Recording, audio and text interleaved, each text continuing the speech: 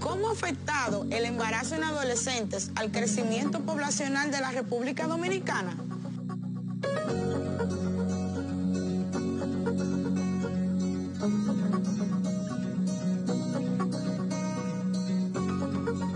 ¿Ha sido de manera positiva o de manera negativa? En clases anteriores estuvimos trabajando con los gráficos de barra. Ahora me pregunto, ¿conoces los demás gráficos? No. Pues vamos a verlos en el día de hoy. De acuerdo al tipo de variable que vamos a representar, las principales gráficas son las siguientes. Gráfico de barras.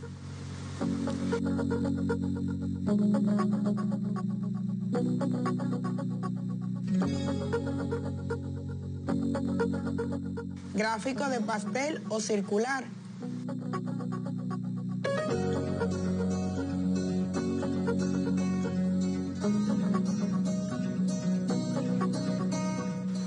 Histograma.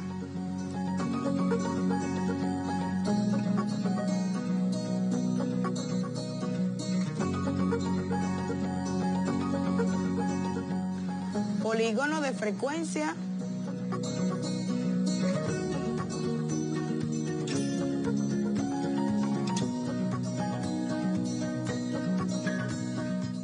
Diagrama de dispersión o gráfico de dispersión.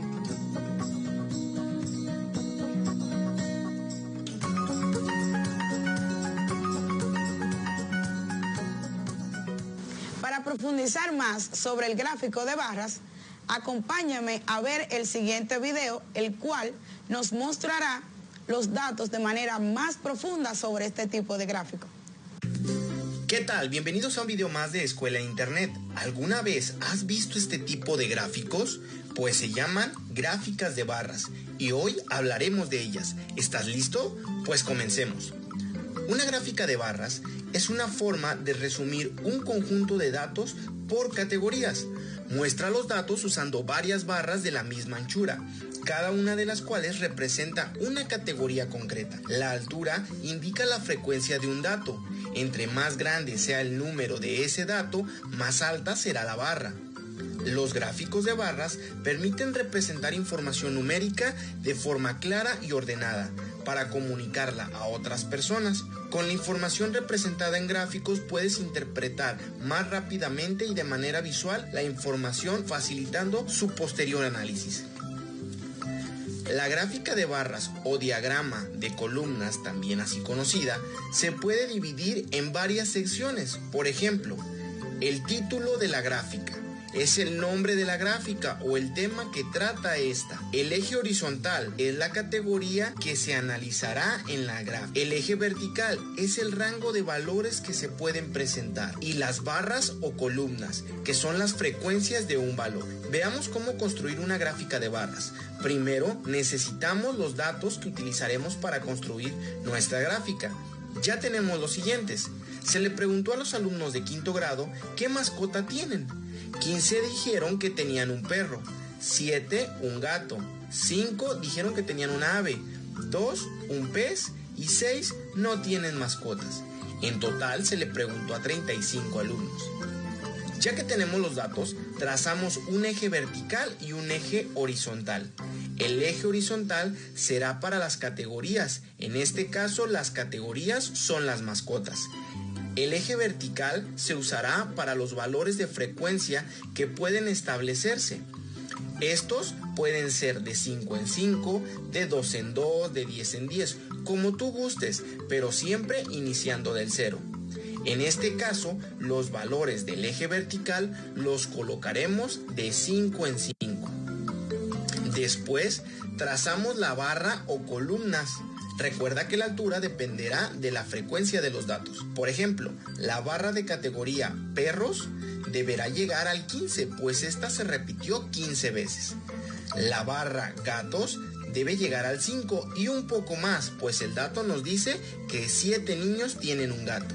Y así con todas las barras. La barra aves llega al 5, la barra peces llega al 2 y la barra no tienen mascotas llega al 5 y un poco más, pues el dato se repite 6 veces.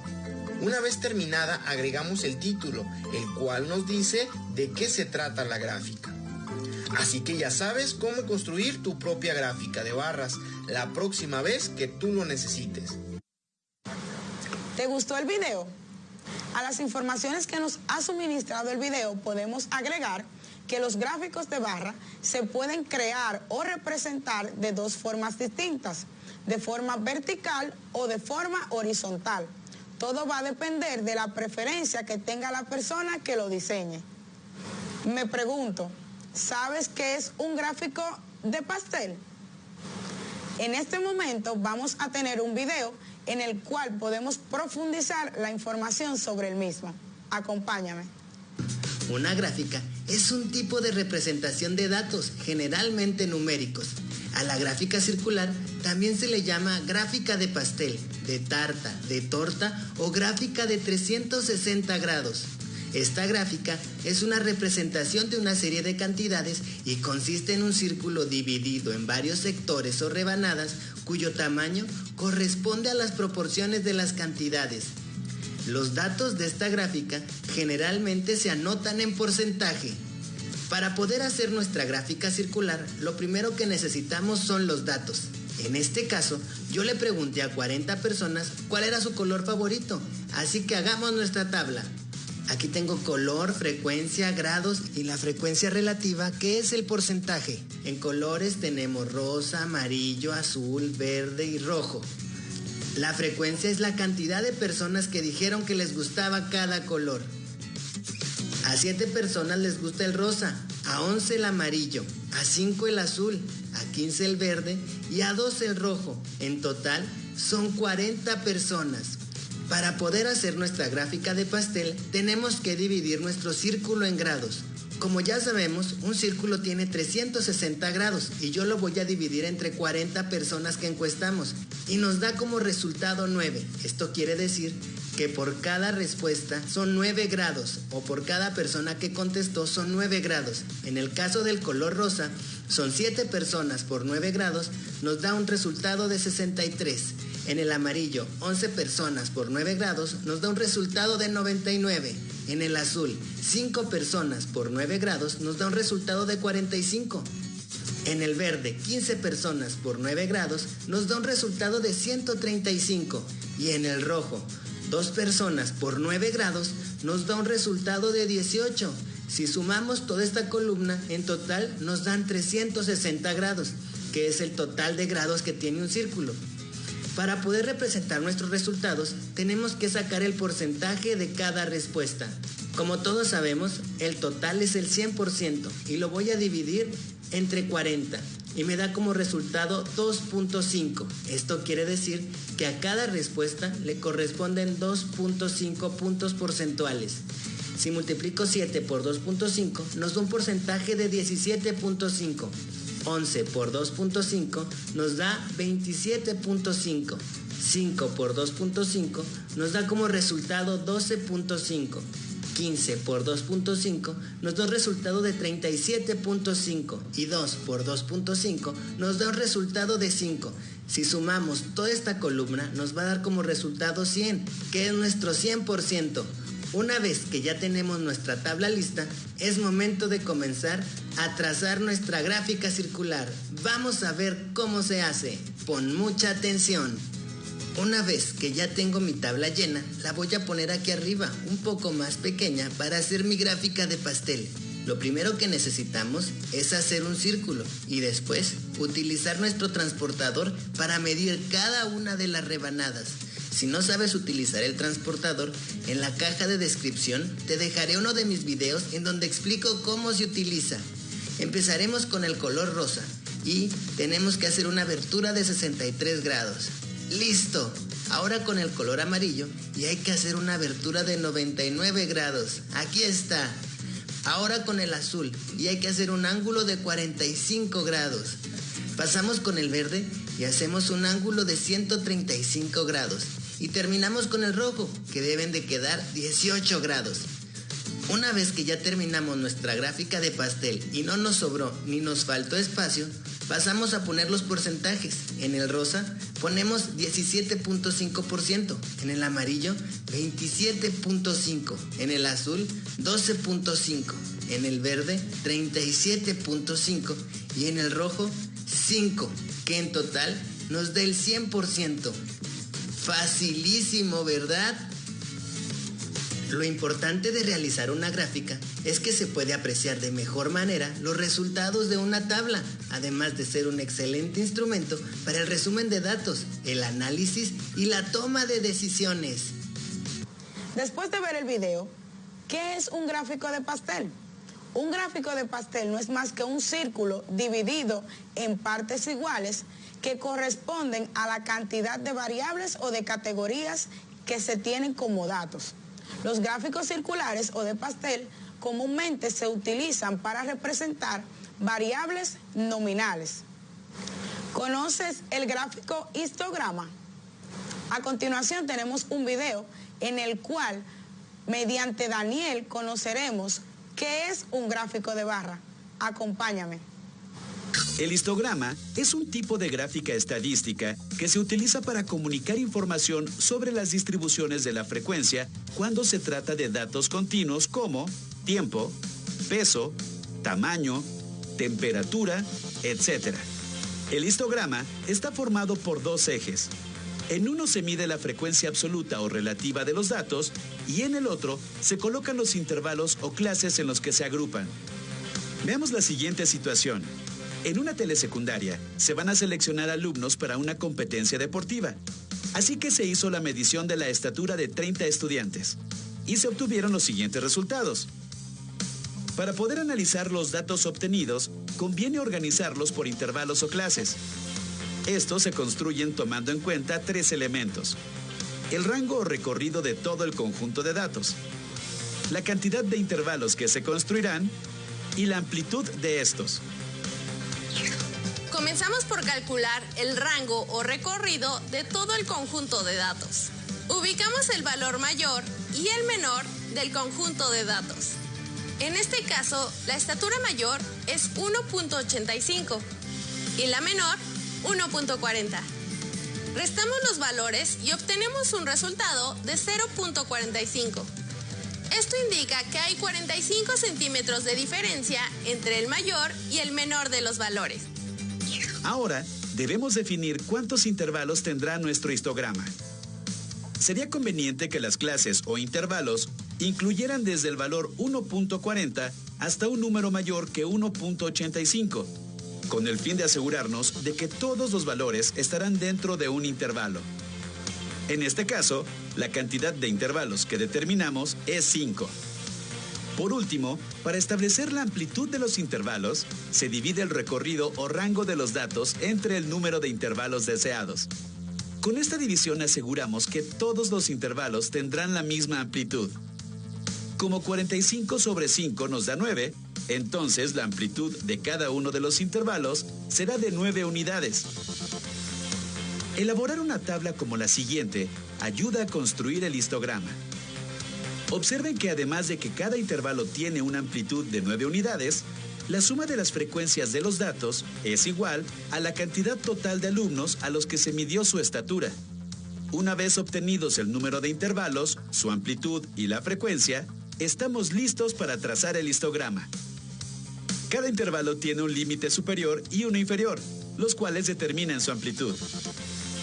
Ahora analicemos el histograma. Podemos observar que la mayor distribución de estaturas está entre los valores 1.60 y 1.79, ya que dentro de ellos se tiene la mayor cantidad de estudiantes.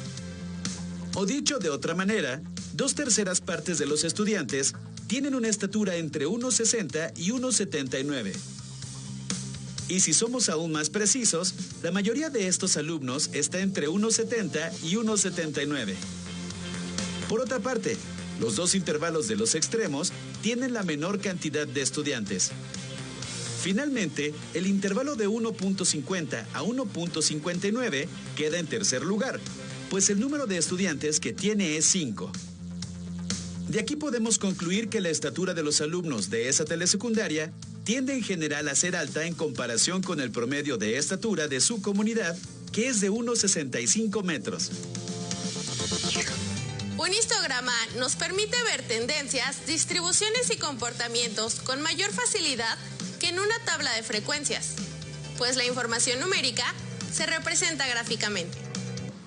¿Pudiste aprender qué es un histograma?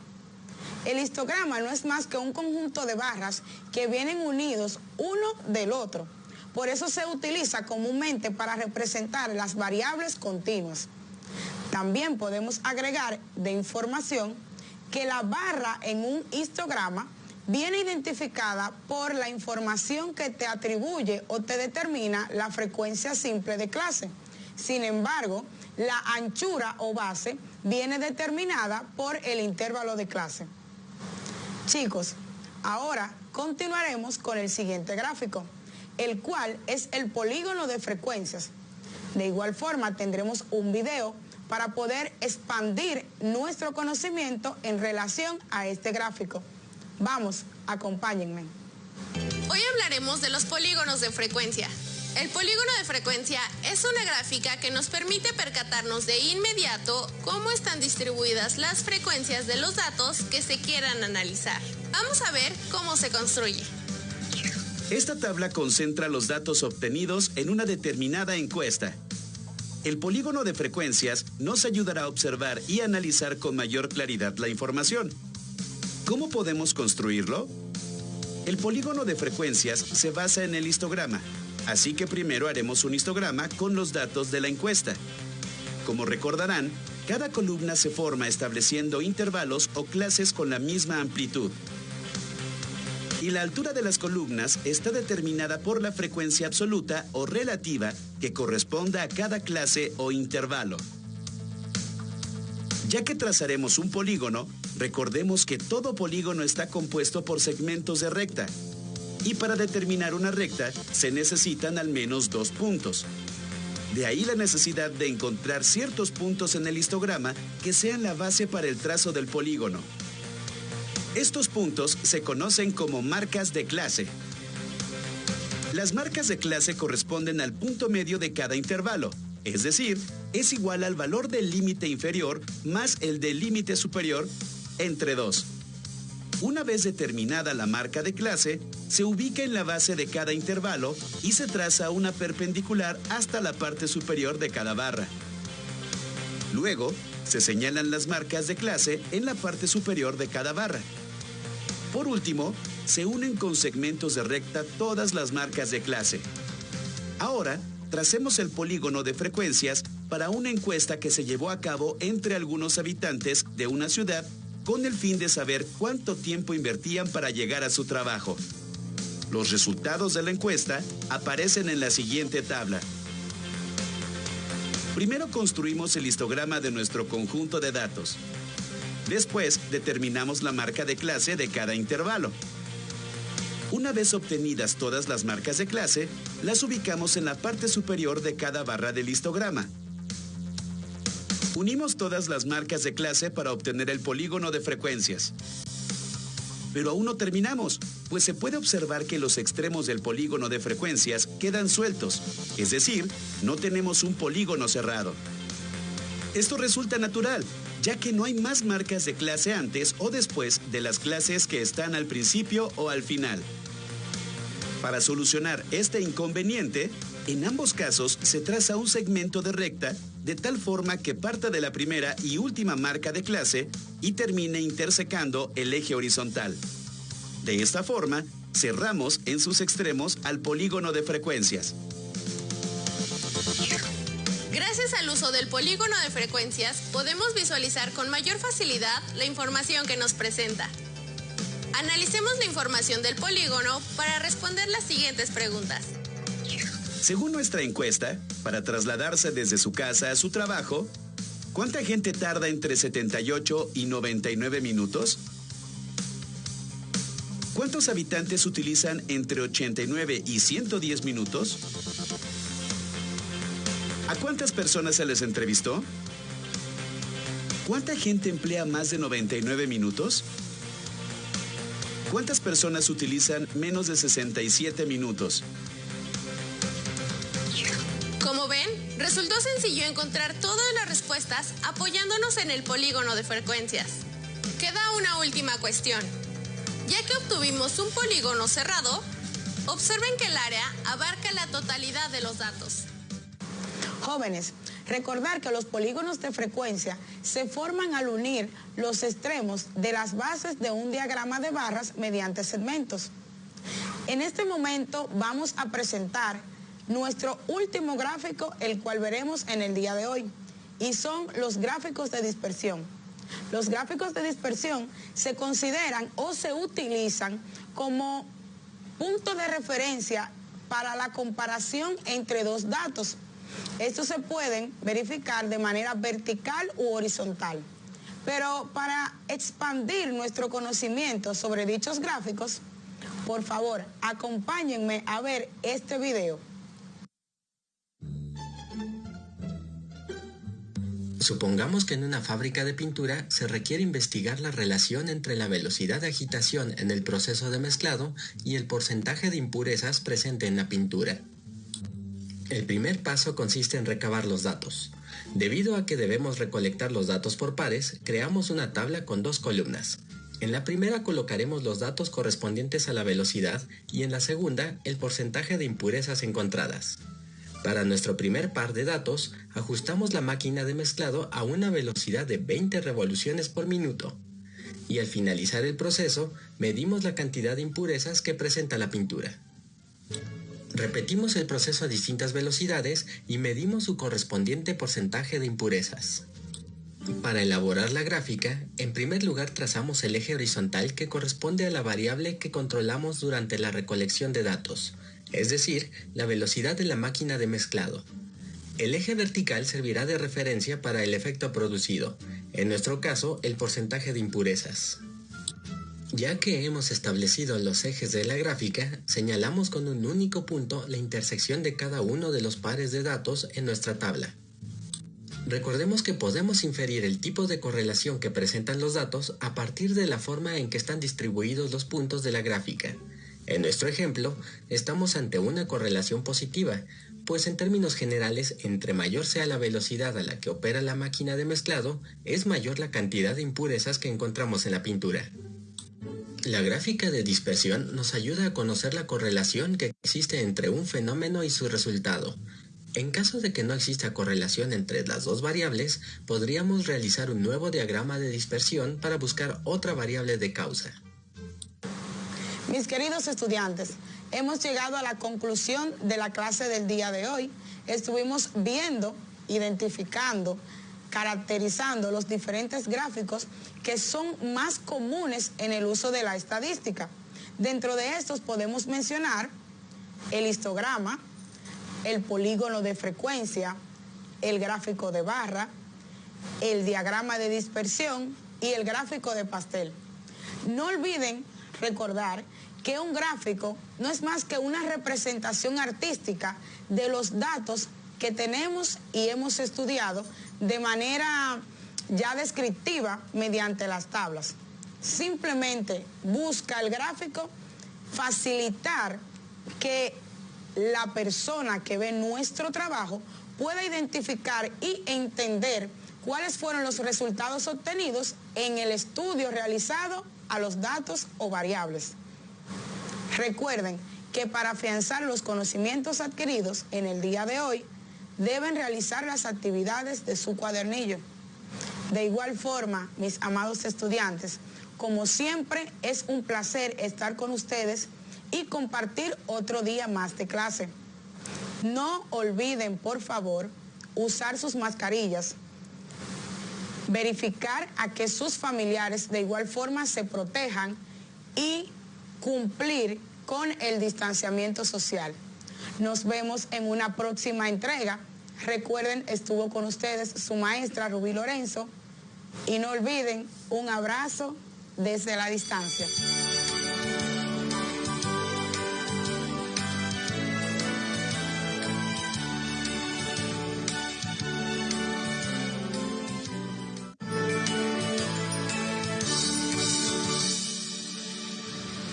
Welcome back to your English class. This is Darisa Jimenez and I'm your English teacher.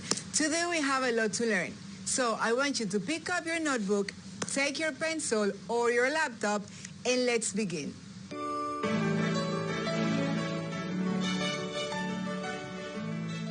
To start our lesson today, I want you to remember what we have learned up to now. In the first class,